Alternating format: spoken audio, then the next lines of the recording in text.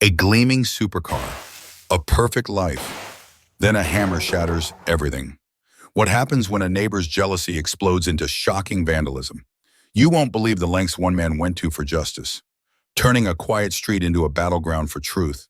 This isn't just a story, it's a warning. Don't miss what happens next when fury meets the lens of a surveillance camera.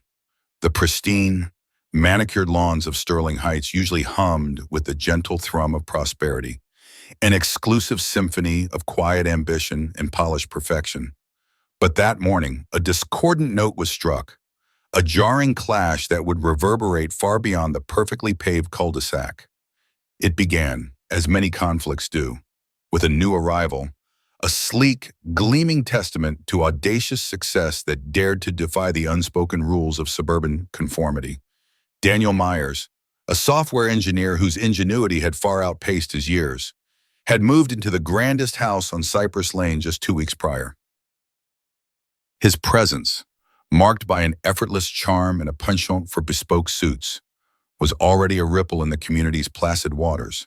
Yet, it was not his success that truly agitated the established order, but the magnificent machine that now rested.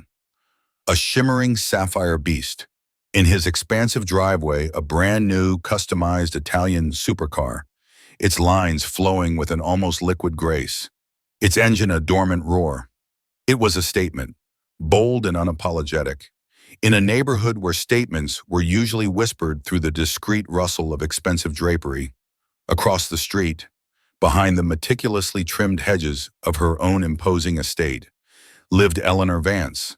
Though everyone knew her simply as HOA Karen, Eleanor was a woman sculpted by years of unchallenged authority within the Sterling Heights Homeowners Association. Her influence as pervasive as the perfectly synchronized sprinkler systems. Her gaze, usually sharp and critical, now held a venomous glint as it fixed on Daniel's car. It was not merely a vehicle to her, it was an affront, a defiant flaunting of wealth that she perceived as gaudy, unseemly, and, most damningly, a direct challenge to her carefully curated vision of neighborhood aesthetics. Daniel's subtle smile, his casual wave as he occasionally strolled past, only fueled the simmering resentment within her. It was a lifestyle, she often muttered to herself, that was utterly out of place. The initial skirmishes were subtle, almost imperceptible to an outsider.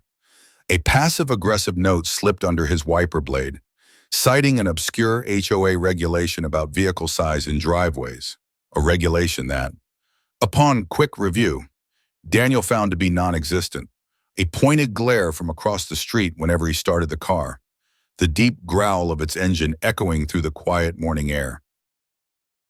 Daniel, a man of logic and precision, simply documented each incident, a quiet observer of the escalating absurdity. His home, a fortress of modern technology, was equipped with an array of discrete security cameras, including a high-definition doorbell camera with an ultra-wide lens, silently recording every coming and going, every interaction, every suspicious shadow. He was meticulous, not out of paranoia, but from a pragmatic understanding that in any dispute, evidence was king. The morning of the incident began with an unsettling calm. A soft golden light filtered through the mature oaks, painting dappled patterns on the asphalt. Daniel was inside, reviewing some code, the faint aroma of freshly brewed coffee filling his study. His supercar, having been meticulously detailed the previous day, gleamed in the driveway, a polished mirror reflecting the cloudless sky. Unbeknownst to him, a storm was brewing, not in the heavens, but in the heart of Eleanor Vance.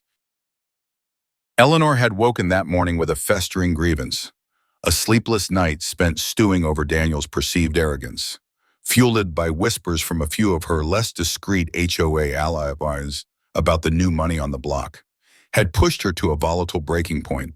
She saw the car not just as an aesthetic blight, but as a personal insult, a symbol of everything she felt was wrong with the evolving community, too flashy, too loud, too new. As she watched Daniel's front door for signs of activity, a manic glint entered her eyes, a sudden, unbidden impulse, raw and destructive, seized her. She stalked back into her garage, her movements stiff with indignation, and retrieved a claw hammer, its steel head heavy and cold in her hand. Her mind, usually sharp and calculating, was now a chaotic tangle of righteous fury and irrational conviction. She believed, in that twisted moment, that she was doing the neighborhood a service, enforcing an unspoken rule, striking a blow for tradition and propriety with a determination that bordered on madness. Eleanor crossed the street, her silhouette cutting an ominous figure against the morning light. The neighbor to Daniel's right, a kindly man named Arthur who always enjoyed his morning coffee on his porch, watched, bewildered. As Eleanor approached Daniel's car, her pace accelerating, her grip on the hammer tightening, Arthur, a retired journalism professor, instinctively reached for his phone, his camera app opening, a sense of dread washing over him. He knew, with a chilling certainty, that he was about to witness something truly astonishing. Eleanor reached the supercar, her breathing shallow and ragged. She paused for a moment, her reflection distorted in the polished chrome, a grotesque mask of fury staring back. Then, with a primal scream that was choked back into a guttural growl, she raised the hammer high above her head. The morning silence was brutally, irrevocably shattered by the sickening crack of tempered glass, a sound that echoed through the quiet cul-de-sac like a gunshot. The windshield spiderwebbed instantly, a starburst of shattered hopes and simmering resentment. Eleanor didn't stop there. Fueled by a frenzied rage, she brought the hammer down again and again, each impact a desperate attempt to erase what she despised, to bring down the symbol of wealth that mocked her authority. Shards of glass rained down onto the luxurious interior, a cruel confetti of destruction. Inside his study, Daniel froze. The sudden, violent sounds picked up by his outdoor microphones were unmistakable. He immediately pulled up the live feed from his doorbell camera, his eyes widening in disbelief as he watched the horrifying spectacle unfold in real time. There, on his screen, was Eleanor Vance, the impeccably dressed HOA Karen, systematically destroying his new supercar. His initial shock quickly gave way to a cold, calculated calm. He didn't rush out, didn't shout, didn't react in the explosive manner Karen might have expected. Instead, he simply watched, his gaze fixed on the screen, his mind already piecing together the immutable facts of the act, the perpetrator, the undeniable evidence. He saw Arthur, his neighbor, discreetly recording the entire scene from his porch. Daniel merely nodded to himself. This was not a matter for immediate confrontation. This was a matter for irrefutable proof, for precise, methodical justice. The game, he realized, had just begun. The stillness that settled after Karen's destructive frenzy was not peace, but a charged quiet, like the air before a devastating storm. The supercar, no longer a symbol of luxury, but a silent, wounded sapphire beast, lay exposed beneath the morning sun, its shattered windshield a grotesque, radiating spiderweb, reflecting the horrific aftermath. From the sanctuary of his smart home, Daniel Myers exhibited no haste, no frantic rush. He did not storm out to confront Eleanor Vance, who now trembled slightly amidst the glittering debris, her face a bizarre composite of maniacal triumph and dawning horror. Instead, Daniel, with the chilling composure of a surgeon preparing for a complex operation, meticulously saved every frame from his high-definition doorbell camera. He zoomed in on Karen's contorted features, observed every heavy swing of the hammer, every precise moment of impact. Each detail, no matter how minute, was an undeniable piece of the burgeoning, rock-solid mountain of evidence. Eleanor, after her explosive act of vandalism, retreated to the hollow grandeur of her home, her chest heaving, breath ragged. She truly believed her drastic action had sent a clear message: conformity would be enforced, by any means necessary. In Sterling Heights, she anticipated outrage, perhaps a furious confrontation from Daniel, which she had already mentally rehearsed how to dismiss with a haughty wave and a thinly veiled threat of contacting the HOA board. What she did not anticipate was the unnerving silence, the inexplicable absence of any immediate repercussion. This quiet, ironically, was far more unsettling than any shouting match, planting a tiny, insidious seed of unease in her self-assured mind. She tried to convince herself that Daniel was simply intimidated, but a deep, primal part of her could not shake the unsettling calm emanating from the man who had simply watched her commit a crime. For Daniel, the impact of the incident transcended the physical damage to his prized possession. It was a profound violation, not just of property, but of the very sense of security and trust one expects in a safe, idyllic community. Yet, this violation didn't lead to despair. It forged a steely resolve within him. He spent the remainder of the day in a whirlwind of purposeful, almost surgical activity.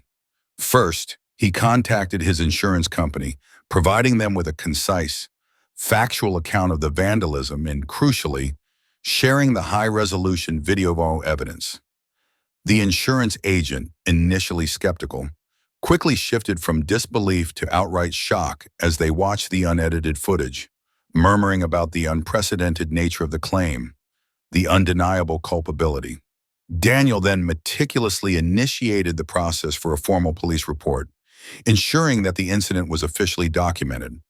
Leaving no room for future obfuscation, he was building his case, brick by irrefutable, legal brick. His focus then pivoted sharply to the legal battlefield. Daniel had always valued discretion and efficiency. He consulted with a formidable corporate lawyer he knew, a sharp-witted legal mind who, upon witnessing the raw, unadulterated footage, advised Daniel on the most potent course of action, a devastating civil lawsuit for comprehensive damages, coupled with an immediate, formal complaint to the HOA board regarding Eleanor's egregious breach of community bylaws, codes of conduct, and public trust. The lawyer emphasized the unassailable strength of the visual evidence, a virtually ironclad foundation for his claim. Daniel agreed, preferring the cool, impersonal, and crushing machinery of the law to any messy, emotional, or ultimately ineffective confrontation. He wanted not just compensation, but vindication and a complete public dismantling of Eleanor's self-appointed reign. Meanwhile, word, as it always does in close-knit communities, began to filter, then surge, through Sterling Heights. Arthur, the retired journalism professor, his ethical compass still finely tuned and his sense of civic duty awakened, had immediately uploaded his own corroborating video to a secure cloud server. He then cautiously approached Daniel, expressing his profound shock and offering his footage as unwavering corroboration. Daniel, appreciating Arthur's integrity and bravery, thanked him and confirmed that his own cameras had captured the entire horrifying event, assuring Arthur that all evidence would be properly and devastatingly utilized. Arthur, relieved but still deeply disturbed by the brazenness of what he had witnessed, continued to discreetly share the story with trusted neighbors, albeit without prematurely revealing the sensitive video details. Whispers quickly escalated into hushed, indignant conversations, and a growing buzz of outrage and concern began to ripple, then swell, through the once placid neighborhood. The truly devastating twist in this unfolding drama came not from Daniel's direct actions, but from Eleanor's own colossal, self-inflicted strategic misstep, emboldened by Daniel's apparent inaction in the confounding lack of immediate police presence at her doorstep. Eleanor, in a moment of pure, unadulterated hubris, decided to seize the narrative, convinced that Daniel was either too intimidated or too foolish to respond effectively, or perhaps was simply too afraid of the public spectacle. She unilaterally called an emergency HOA board meeting. Her stated agenda, recent unsavory aesthetic violations and disruptive elements inexplicably introduced into the community. Her nefarious intention was to frame Daniel as the aggressor, a defiant troublemaker whose non-conforming supercar had somehow provoked her supposed intervention. But she believed she could leverage her long-standing iron-fisted influence to further isolate Daniel, perhaps even pushing for punitive measures against him for violating some vague, unwritten, yet undeniably Eleanor enforced rule. The HOA meeting was a pressure cooker of unspoken tensions, held in the community clubhouse that evening. Eleanor, radiating an almost palpable air of self-importance and righteous indignation, launched into a tirade, a carefully constructed narrative subtly blaming Daniel for the commotion his car had caused, painting herself as the unwavering, beleaguered defender of community standards. She artfully avoided any direct mention of the vandalism, instead focusing on the eyesore and disruption the supercar supposedly represented. The other board members, typically deferential to Eleanor's autocratic leadership, listened with varying degrees of unease, their expressions a mixture of confusion and growing suspicion. They had heard the whispers, the explosive rumors, and the unusual, unsettling silence from Daniel's side. They instinctively knew something profoundly significant and deeply troubling had transpired. And Eleanor's overly theatrical, almost manic, performance felt disingenuous, a frantic attempt to control a rapidly unraveling situation, just as Eleanor was reaching the crescendo of her thinly veiled accusations, her voice rising in a triumphant, self-righteous crescendo. A quiet, almost imperceptible voice from the back of the room cut through the tension. It was Mr. Harrison, the HOA's legal counsel, a man known for his calm, precise demeanor and almost forensic attention to detail. "Eleanor," he began, his voice even, yet carrying an undeniable weight of authority. "Before we proceed with these discussions, I believe there's a pertinent matter that requires immediate and unequivocal attention." He turned his gaze, which held a subtle flicker of disappointment, to the board members. "Mr. Myers submitted a formal complaint this afternoon, complete with substantial, irrefutable video evidence of a serious incident of property damage." A collective, stunned gasp rippled through the room, quickly followed by a heavy, suffocating silence. Eleanor's face, flushed with righteous indignation moments before, paled instantly, a sickly white. She tried to interject, to dismiss it as a misunderstanding, a fabrication. But Mr. Harrison held up a hand, a silent, absolute command. "The evidence," he continued, his voice now colder, sharper, "appears to unequivocally show Ms. Vance herself engaged in an act of significant, premeditated vandalism against Mr. Myers' vehicle. Specifically, the high-resolution footage depicts her repeatedly striking the windshield with a hammer, causing extensive damage." A chilling, absolute silence descended. The air crackled with disbelief.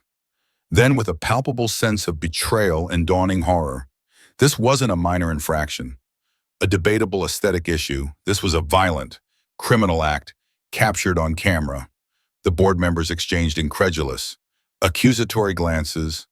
One member, Mrs. Davies, known for her sharp intellect and no-nonsense approach, leaned forward, her eyes narrowing into cold slits as she stared directly at Eleanor. "Eleanor," she demanded, her voice laced with a mixture of profound shock and deep personal betrayal, "is this true? Are you truly capable of such an act?" Eleanor, utterly cornered, exposed, and stripped of her carefully constructed facade, stammered, attempting to concoct some outlandish excuse, a ludicrous claim of self-defense against an aggressive, unsightly vehicle. But her words were garbled, pathetic, utterly lacking conviction. The meticulously constructed image of the wronged community guardian, the stalwart defender of Sterling Heights, crumbled in that instant, revealing the raw, irrational, and deeply ugly anger beneath. The escalation she had so foolishly sought to control had now spiraled spectacularly and irrevocably out of her grasp, catalyzed by the very evidence Daniel had quietly, patiently, and strategically gathered. The true, devastating twist wasn't just the public revelation of her heinous crime, but the immediate, cataclysmic shift in perception and power within the very institution she had dominated for so long. The battle had moved from the quiet, private driveway to the public, unforgiving boardroom. And Eleanor, once the unchallenged puppet master, was now irrevocably on the strings, twitching helplessly. The true, crushing consequences of her unhinged actions were only just beginning to unfurl, like a venomous bloom. The silence that descended upon the Sterling Heights HOA meeting after Mr. Harrison's bombshell declaration was thicker than any quiet that had preceded it, a palpable weight of disbelief, condemnation, and burgeoning scandal. Eleanor Vance, once the imperious queen of this meticulously manicured dominion, sat exposed, her carefully constructed facade crumbling into dust. Her attempted stammered denial died on her lips, swallowed by the collective, horrified gazes of her fellow board members. Mrs. Davies, her face a mask of cold fury, rose from her chair, her voice sharp and uncompromising. "Eleanor," she stated, cutting through the thick tension, "this is not merely an aesthetic violation. This is criminal destruction of property.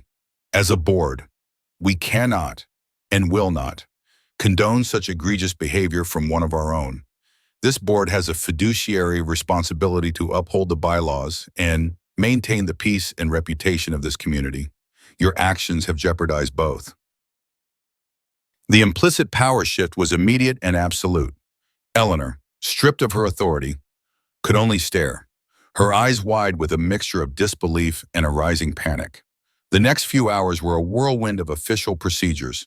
The HOA board, in an unprecedented move, voted unanimously to suspend Eleanor Vance from her position pending a full investigation, a decision that felt less like a disciplinary action and more like an exorcism of a rogue element.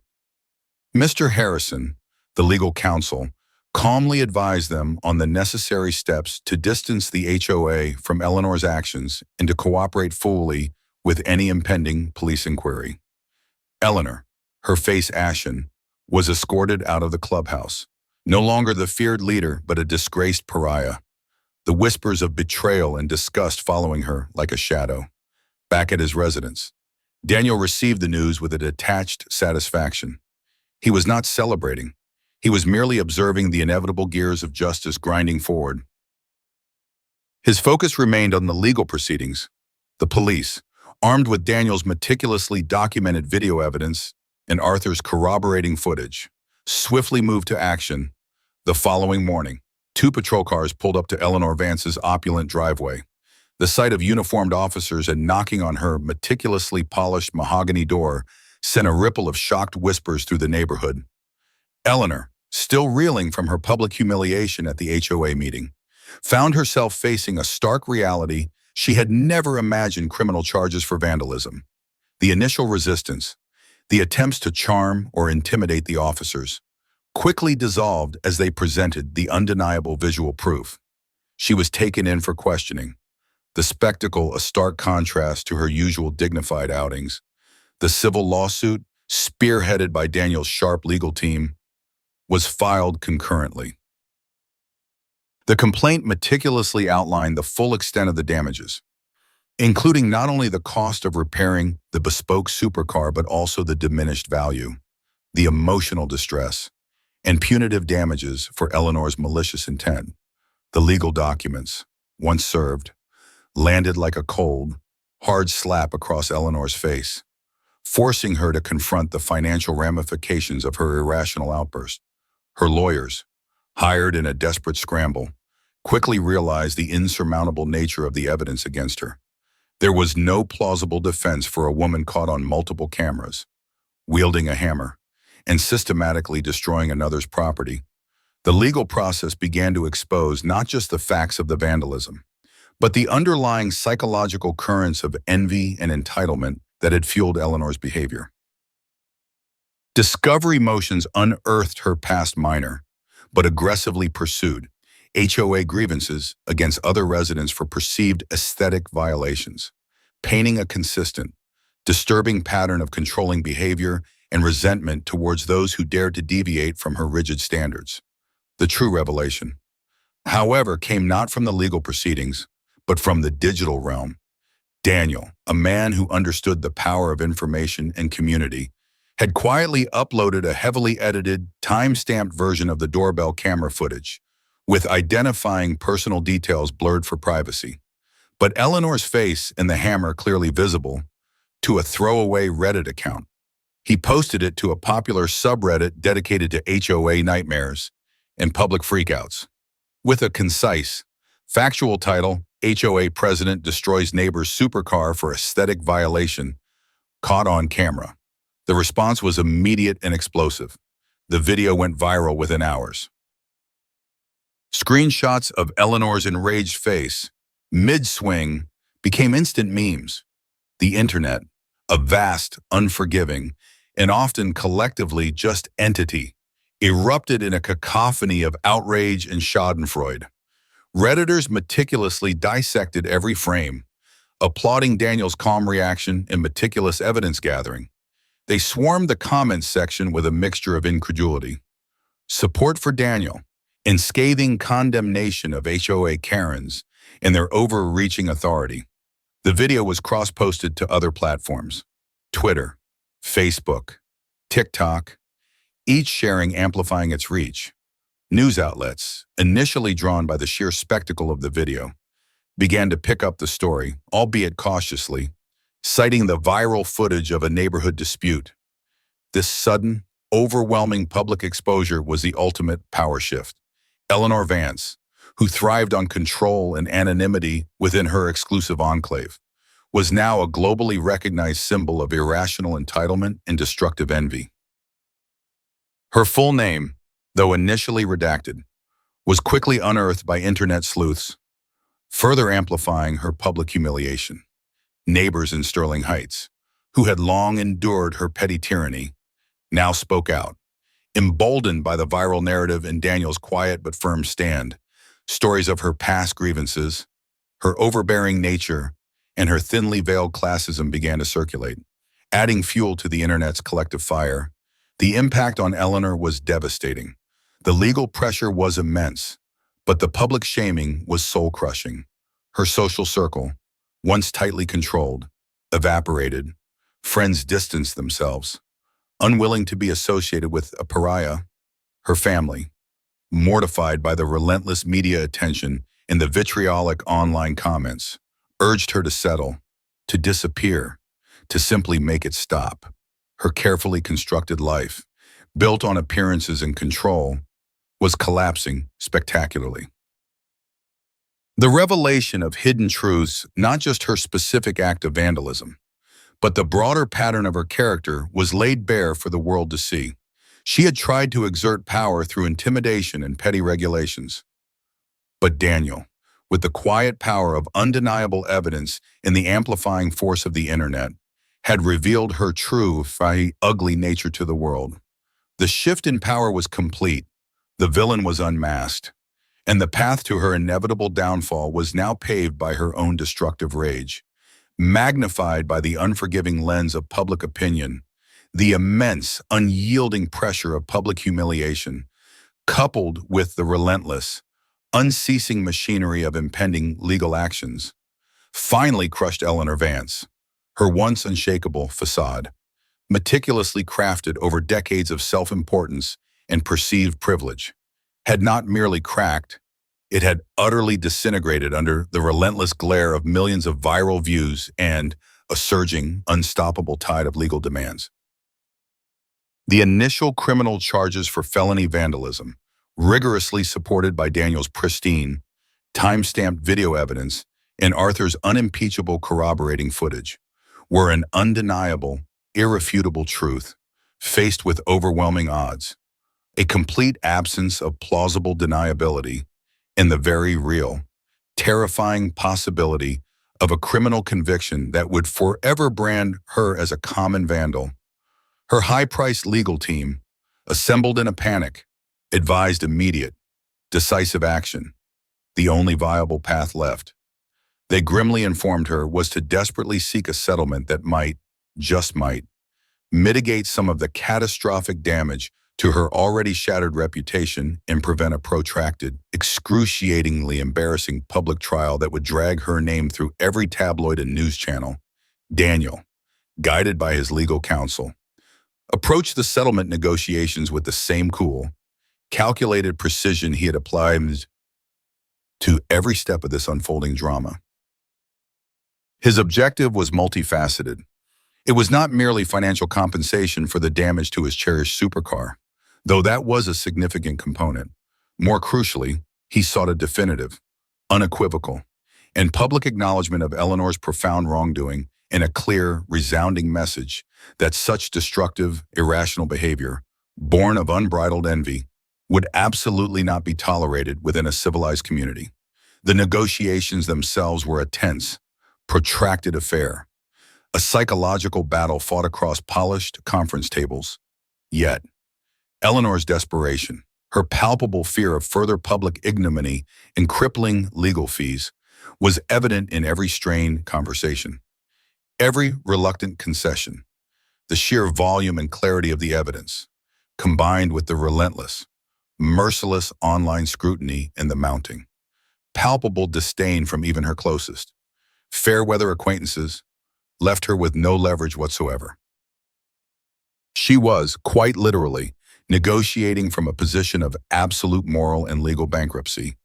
The resolution, when it finally arrived, was swift and overwhelmingly in Daniel's favor, a complete capitulation from Eleanor's side.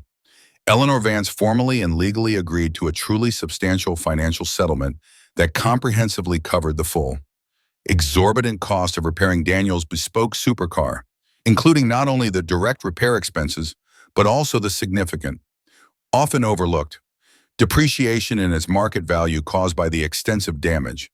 Beyond that, the settlement included a substantial, punitive sum for the emotional distress Daniel had endured, and for Eleanor's malicious intent. The figures, though officially confidential, were whispered within the Sterling Heights grapevine to be astronomical, a punishing, eye-watering testament to the profound folly of her unhinged rage. More importantly, and perhaps more agonizingly for Eleanor, as an integral part of the settlement, she was legally compelled to issue a deeply humiliating, public apology to Daniel Myers. This apology was not merely a private acknowledgement, it was posted prominently on the HOA's official communication channels, blasted out via email to every resident, and reprinted in bold type in the local community newspaper. Ensuring maximum visibility, it was a searing, indelible acknowledgement of her unhinged actions and a public, undeniable repudiation of her baseless, self-serving accusations against Daniel. For Eleanor, a woman whose entire existence revolved around maintaining an impeccable, unblemished public image, this forced confession was arguably a greater punishment than any fine of iron. Furthermore, the HOA board, having been thoroughly shaken by the sheer scale of the scandal and desperate to distance itself completely from the toxic fallout and restore its severely damaged credibility, took swift and decisive action beyond her immediate, indefinite suspension. Eleanor Vance was not merely removed, she was permanently expelled from all HOA positions, forever banned from holding any future office or even serving on any committee within the community. She was also subjected to a strict, legally binding conduct clause, designed to prevent any future attempts at harassment or interference. Her long, oppressive reign of petty tyranny, enforced through veiled threats and arbitrary rules, had officially, irrevocably ended, replaced by a palpable sense of relief and a renewed, genuinely sincere commitment to fair governance, transparent procedures, and respect for individual property rights. The community, once subtly stifled by her overbearing influence, now breathed a collective sigh of liberation, openly embracing a more democratic, less punitive, and far more harmonious era. New board members, elected on a platform of transparency and common sense, quickly set about revising outdated bylaws and fostering a genuinely inclusive environment. The Sterling Heights Police Department, with the civil settlement firmly in place and a clear, unequivocal admission of guilt from Eleanor, opted for a restorative justice approach, choosing to forego a full, drawn-out criminal trial for Eleanor. This decision was a complex one, balancing the need for accountability with the desire to avoid further public spectacle and provide a path for behavioral correction. Instead of a prison sentence, Eleanor was placed on a lengthy period of strict probation, ordered to perform a significant number of hours of community service tasks designed to be humble in public. A stark contrast to her former life, and, crucially, required to attend intensive anger management and behavioral therapy sessions. The message was clear while justice had been served. The focus was also on accountability, psychological remediation, and preventing any further destructive outbursts from her. This outcome, though not the incarceration some internet commentators clamored for, was for Eleanor, a woman who valued appearances, social standing, and outward control above all else. A profound and deeply public fall from grace, far more psychologically damaging and humiliating than any time spent behind bars. Her every public appearance became a stark reminder of her downfall, her every interaction tinged with the knowledge of her viral infamy. For Daniel, the legal victory was undeniably satisfying, a quiet triumph against an unwarranted attack. Yet it was the outcome in the unforgiving court of public opinion that truly cemented his profound vindication. The story of HOA Karen and the SUPERCAR had transcended a local dispute, becoming a global phenomenon, a potent cautionary tale resonating across every corner of the internet. Daniel's calm, methodical approach to justice, his unwavering commitment to fact over fury, resonated deeply with millions of people who had experienced similar, albeit less dramatic, forms of neighborhood bullying, petty tyranny, or irrational antagonism. His decision to let the immutable evidence speak for itself, rather than descending into a shouting match or a tit-for-tat retaliation, was lauded as a masterclass in strategic self-defense, a model of modern conflict resolution. The viral video, once an instrument of Eleanor's public shaming, also, inadvertently, showcased Daniel's quiet strength, his unwavering resolve, and his intellectual superiority in handling the crisis. He received countless messages of support, not just from anonymous internet users, but from people in his own professional network who admired his composure under pressure. Life in Sterling Heights slowly, almost imperceptibly, began to settle into a new, healthier normal. Daniel's SUPERCAR, meticulously restored to its original, gleaming perfection by the most skilled craftsmen, now rested confidently in his expansive driveway once more. It was no longer a symbol of contention or an object of envy, but a testament to resilience, a visible emblem of justice served and order restored.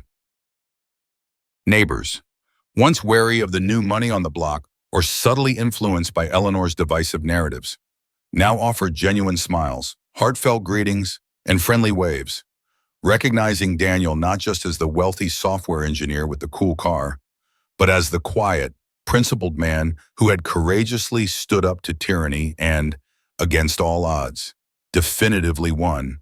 Eleanor Vance, meanwhile, became a truly reclusive figure, a phantom in her own grand estate, rarely seen venturing beyond her high walls. Her former status as a powerful, respected community leader had been irrevocably replaced by the lingering, pervasive shadow of public shame and the ignominy of her viral moniker. She had sought to destroy a material symbol of wealth she resented, but in doing so, she had, with chilling finality, destroyed her own standing, her own reputation, her own peace of mind, and the very social fabric of her carefully constructed life. The dramatic, emotionally charged story of Daniel Myers and Eleanor Vance served as a powerful, enduring testament to a fundamental truth in a world where conflict often devolves into chaos and raw emotion. Strategic patience, the irrefutable power of undeniable evidence, and the amplifying, collective force of a connected community can bring even the most entrenched, self-serving bullies to their knees. Daniel had not sought petty revenge, but profound justice, and in its meticulous, public delivery, he achieved not only a personal victory, but a universal vindication that resonated far beyond the perfectly manicured lawns of Sterling Heights. His quiet triumph was a profound reminder that true power lies not in aggressive dominance, in bombast or intimidation, but in calm integrity, unwavering principle, and the quiet courage to let the truth speak for itself. It proved, once and for all, that even the most privileged and seemingly untouchable can and will be brought to account by the relentless, unyielding march of truth and consequences. The saga of the supercar and the HOA. Karen became a modern parable, a powerful narrative etched into the digital consciousness, forever reminding us that actions, especially those fueled by malice, always have a price. And sometimes, that price is paid in the most public and humiliating currency imaginable. Daniel's fight for justice against HOA. Karen reminds us that true vindication often comes not from confrontation, but from quiet, strategic action. We saw how evidence and community support can turn the tide, proving that destructive envy eventually crumples under the weight of truth. Thank you for joining us on this powerful journey. If this story resonated with you, please subscribe, like this video, and share your thoughts in the comments below. Your engagement keeps our stories alive.